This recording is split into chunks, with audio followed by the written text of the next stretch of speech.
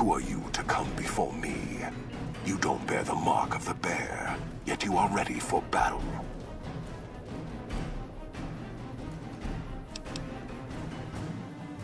I see you fight with words, like all beneath the flag of the bear. Let us hope your skill with weapons proves greater. You seek to buy my conviction, like some merchant from the West. Your words have done nothing but delay the inevitable. Now, see what my hounds and my blade will bring to you.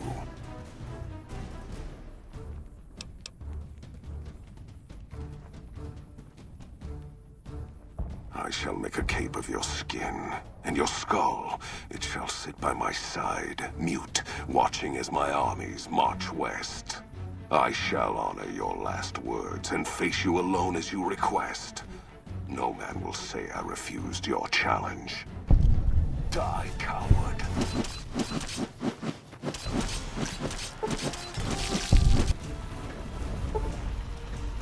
You did a super job wrapping things up, and I'm not just saying that because I have to.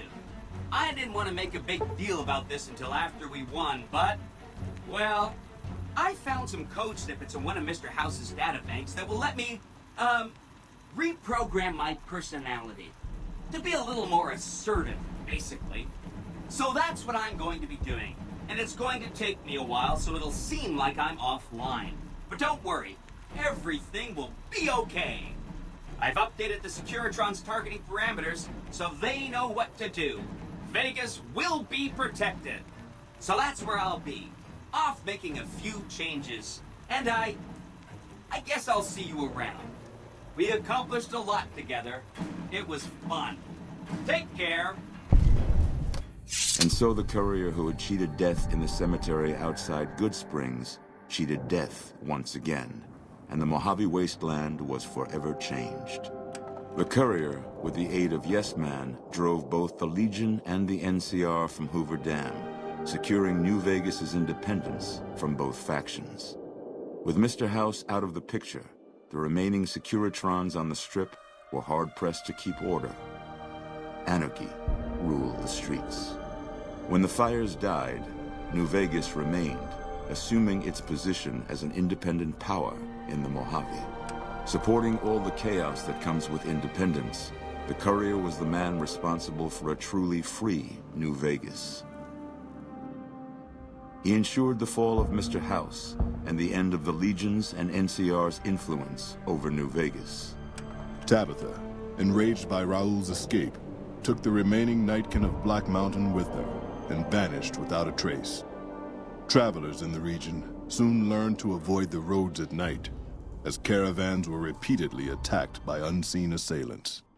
After a long and eventful life, Raoul's luck finally ran out during his time with the courier. Okay, Bob.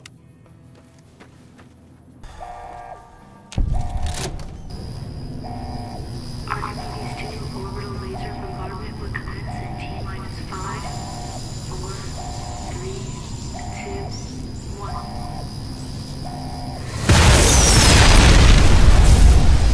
Without organized leadership, the remaining boomers slowly drifted away, leaving Nellis Air Force Base to be flooded by prospectors and scavengers. All of the boomers' accumulated knowledge quickly scattered, and their existence slowly faded from memory. The Brotherhood used the Battle of Hoover Dam as an opportunity to retake Helios 1, and came to control the area between it and Hidden Valley. With no organized opposition, their patrols began monitoring trade along I-15 and 95, seizing any items of technology they deemed inappropriate. At odds with leadership over the Brotherhood's future, Veronica looked to the Mojave wasteland for an answer both she and they could live with. But the answer would never come, and the dangers of the world that had left the Brotherhood of Steel behind would eventually claim her life.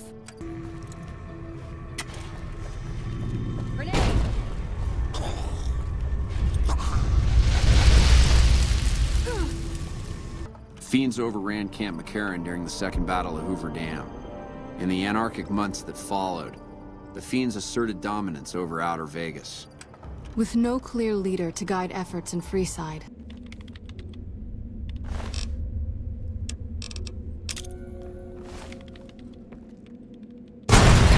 The followers of the Apocalypse lost control of Old Mormon Fort to local thugs and junkies. Eventually, using the followers' remaining supplies to manufacture drugs, the Old Mormon Fort quickly devolved into little more than a junkie den. Though Arcade's intentions were pure, and his goals were noble, he ultimately succumbed to the harsh brutality of the Mojave, like so many before him.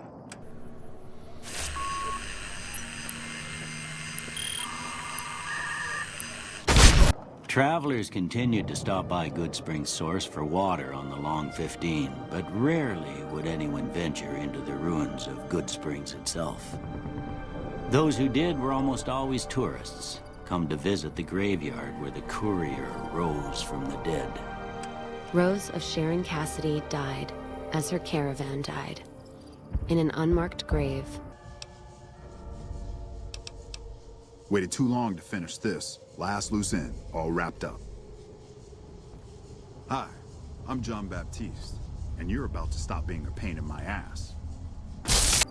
Another victim of the Mojave. After their suicidal last stand at Hoover Dam, the Great Khans ceased to exist as a tribe. The few surviving members dispersed, joining up with other tribes and gangs across the Mojave, and quickly forgot their heritage. With no cure for the Nightkin schizophrenia in sight, the disgruntled Nightkin left Jacobstown. Without a treatment, their insanity grew. The crazed Nightkin terrorized the wasteland, and Jacobstown suffered repeated reprisals from mutant-hating humans. In the end, the surviving mutants abandoned Jacobstown entirely, its existence quickly forgotten by the rest of the wasteland. Lily's long life finally came to a close in the Mojave wasteland.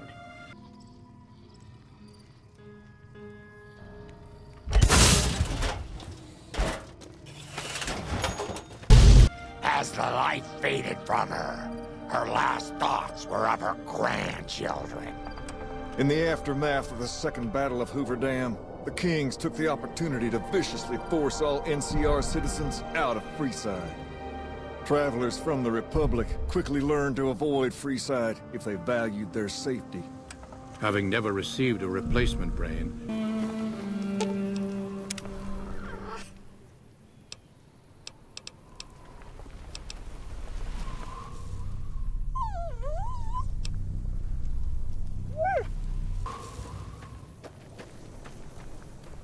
Rex finally succumbed to old age, abruptly shutting down forever one quiet morning.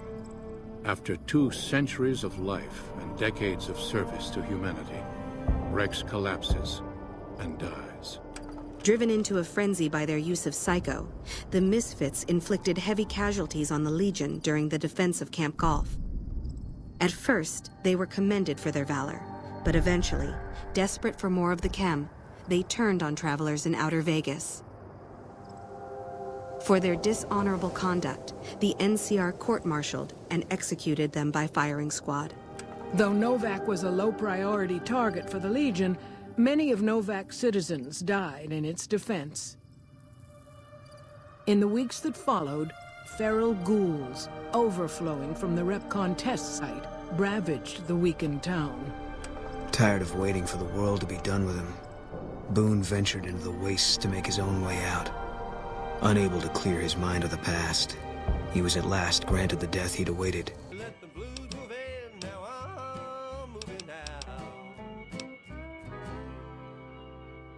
Perhaps a little rugged, a little gamey, but he's in good shape and looks healthy. Very well.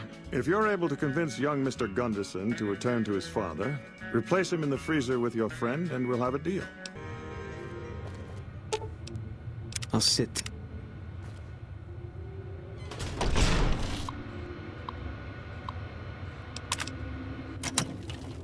Bringing final rest to a life that had ended long ago.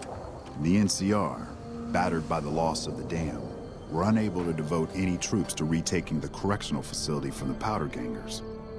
As a result, Powder Ganger raids on caravans became an unfortunate fact of life in the Mojave for years to come. After the majority of the Vault 19 Powder Gangers joined the Great Khans, the weaker members scattered throughout the Mojave wasteland.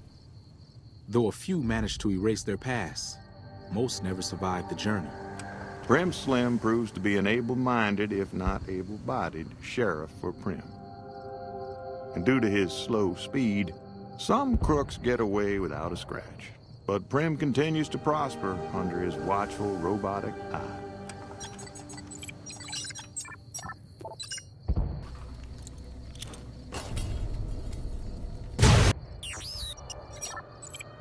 Although they performed admirably during NCR's defense of Hoover Dam, the Rangers fell into decline soon after. With Hanlon's plot against the occupation exposed and Oliver denounced for losing the Hoover Dam, many Rangers were greeted coldly on their return home. Few openly blamed the Rangers for Hanlon's treachery, but public and political support for the military as a whole quickly dwindled. After their bold arrival at Hoover Dam, the remnants disappeared as quickly as they came. Legends of their power spread throughout the Southwest, a reminder of why people once feared the sight of vertibirds in the sky. And so the Courier's Road came to an end, for now. In the new world of the Mojave Wasteland, fighting continued, blood was spilled, and many lived and died just as they had in the old world. Because war never changes.